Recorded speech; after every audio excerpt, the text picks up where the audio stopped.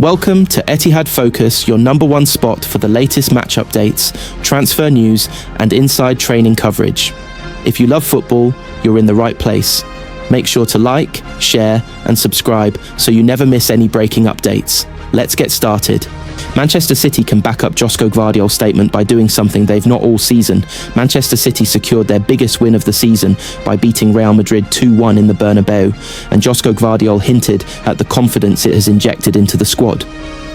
Manchester City have played better in the Bernabeu without winning in recent seasons, but Josko Gvardiol believes their victory against Real Madrid on Wednesday night is evidence that Pep Guardiola's side can beat anyone this season. It's been an inconsistent start for the Blues, who have lost 5 games this season, but are still producing performances that suggest a challenge for the Premier League title, and a run at the Champions League could be possible. After their win in the Spanish capital, they are up to 4th in the league phase in Europe, and are just 2 points off Arsenal at the top of the Premier League. And even if it wasn't a vintage performance, it could be a result that adds belief to what is a new-look squad under Guardiola. City came from behind to beat a beleaguered Real Madrid, with head coach Xabi Alonso already feeling the pressure. But any win in the Bernabeu is to be valued, and Gvardiol didn't argue with the premise that it showed they could now beat any side on the continent. I agree with you. We know how difficult it is to play here, and we've seen so many games, so many teams struggle to play here, he said. But it's not the first time that we play here. Of course, we analyse them at the moment. Maybe they are not in really good form. So we took an opportunity, and it was an important 3 points for us to fight in the top 8 in the Champions League. Gvardiol said City's players were tired mentally and physically after the win, with Guardiola picking an unchanged team and using the same starting 18 for the 5th time in 9 games. Recovery is now key ahead of a difficult Premier League fixture at Crystal Palace on Sunday, and Gvardiol is hoping this result sparks the kind of winning run City have often delivered at this stage of the season. They now have 4 successive games for the 2nd time this season, and although they are yet to make it 5 in a row, this success could be a platform to reel off the victories. I think so, he said. I think we're doing good. We go game by game, not to look too far ahead, and we have a good team. We have amazing players on the bench who are more than ready to come in, as we could see today. So I think we have a good team, and we want to fight.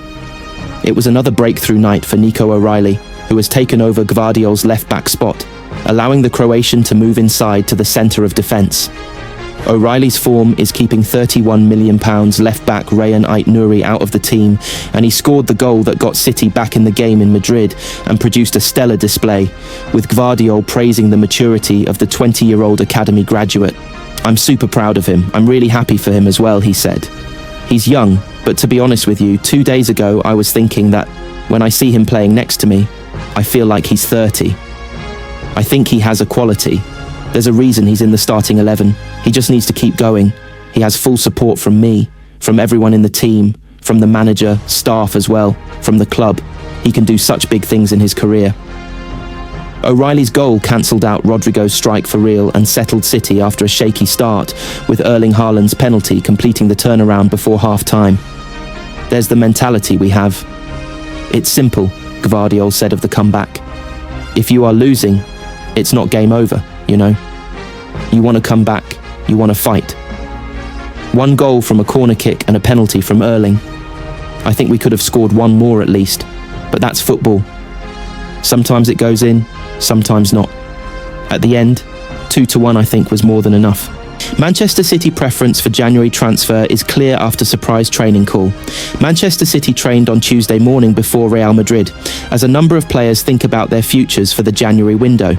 Hugo Viana reflected proudly at the end of his first summer in charge of Manchester City's recruitment that the goalkeeping department was the best around. We have 4 great goalkeepers in James, Donnarumma, Marcus and Ortega, which was important for the club and the dressing room, and I don't see any team stronger than us on the goalkeeping position, so we are really happy with them, he said. It shouldn't have been a surprise that their 4 keepers trumped everyone else, given it is at least 1 more than most clubs would care about. Everyone wants a strong number 1 and a strong number 2 to challenge them alongside a dependable number 3, but it isn't easy to maintain that, because if your number 2 is good enough, they should want to be a number 1. That was always the case with Stefan Ortega, who pushed Edison during the treble year, and then made that save at Spurs in the penultimate game of the 2024/25 season to help make more history. The opportunities came to replace Ederson last term, but Ortega did not take any of them, and rather than head off in summer to be a number one elsewhere, with a full year before the World Cup, he stayed put. That was despite City signing James Trafford, who arrived back at the Etihad with visions of becoming number one for club and country for the next decade, and heard nothing from the club to suggest otherwise. It turned out, however, that City had also been trying to sign Gianluigi Donnarumma all summer as well, and they completed that deal on deadline day to bump Trafford down to number 2. Marcus Bettinelli is the new Scott Carson, as the reliable number 3 that never plays. Both Trafford and Ortega want to move in January to get more games, but City are unlikely to sanction exits for both without a replacement. That leaves the prospect of at least one unhappy keeper when the winter window closes. Viana spoke back in September of the importance of Trafford for the future, despite also talking about how many years Donnarumma has to give at just 26. And while all 4 goalkeepers trained on Tuesday morning before Real Madrid, only 3 of them trained with the goalkeeping coaches. Trafford was alongside Donnarumma and Bettinelli, being put through their paces by specialist coaches Xabi Mancisidor and Richard Wright, while Ortega was with the outfield players taking part in rondos. It was glaringly obvious to see which player City would rather keep in their goalkeeping ranks. That does not mean that Trafford will definitely stay, or that Ortega will definitely leave, but the hierarchy could not be clearer. Ortega's route to a City exit will be much easier and cheaper to navigate than the man who arrived in summer and took the number 1 shirt. Real Madrid handed Kylian Mbappe injury scare ahead of Manchester City game. Manchester City face Real Madrid in the Champions League on Wednesday night, and the Blues have been handed an early boost. Kylian Mbappe is a doubt for Real Madrid ahead of their Champions League fixture with Manchester City after the forward missed training on Tuesday. The first 15 minutes of Real's training session at their Valdebebas training ground were open to the media, and Mbappe was absent, having picked up an injury in Sunday's shock Bernabeu defeat to Celta Vigo. Mbappe fractured a finger during the first half of the game, but played on and completed the full 90 minutes. Reports in the Spanish media said he had complained of pain in the finger on Monday, and the fact he has now missed training means he could be missing against City. That would be a major blow to Real and their under-pressure head coach Xabi Alonso, who had to bat off questions about his future in Tuesday's press conference. Alonso didn't report an injury to Mbappe during his media briefing, but the questions focused on whether he felt he had the support of the dressing room and his talks with President Florentino Perez. Real have won just 2 of their last 6 games in all competitions, but Mbappe is having an excellent individual season.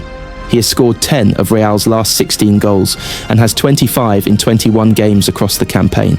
Mad Haaland, Pep prediction: Manchester City stars given extra motivation. Manchester City players are battling to win back the Premier League but also have extra motivation for the rest of the season. Manchester City players were all teasing each other about who would be celebrating at the upcoming Qatar World Cup when Pep Guardiola felt the need to intervene. He wasn't interested in them returning their focus to the club that pays their wages. He just wanted to tell them all how wrong they were. They were in the locker room chatting about the candidates to win the World Cup, and they mentioned Portugal, France. All the teams from here, Europe, remembered striker Julian Alvarez. I didn't say anything, and Guardiola told them, "Do you know who has the most chance, best chance?" He pointed at me. Alvarez was speaking after Guardiola's prediction had come true. Argentina did indeed emerge victorious on a night that would have consequences for one of their biggest stars. Erling Haaland broke the Premier League goal-scoring record and helped City win the treble, only to finish as runner-up at the Ballon d'Or Awards to an MLS attacker by the name of Lionel Messi. Haaland would have loved to have had the chance to rival Messi at the World Cup, but Norway hadn't qualified. The striker did lay on his sadness for a fun video with Sky promoting the return of the Premier League, but he also made clear how disappointed he had been. "I've been at home, a bit mad that I've not been at the World Cup," Haaland, he said, after the first league game back. "I recharge my batteries. Watching other people score to win games at the World Cup triggered, motivated and irritated me. I'm more hungry and more ready than ever. Haaland has now made sure he will be at the 2026 World Cup after spearheading Norway's successful campaign. And he will go head-to-head with France's Kylian Mbappe in the group stages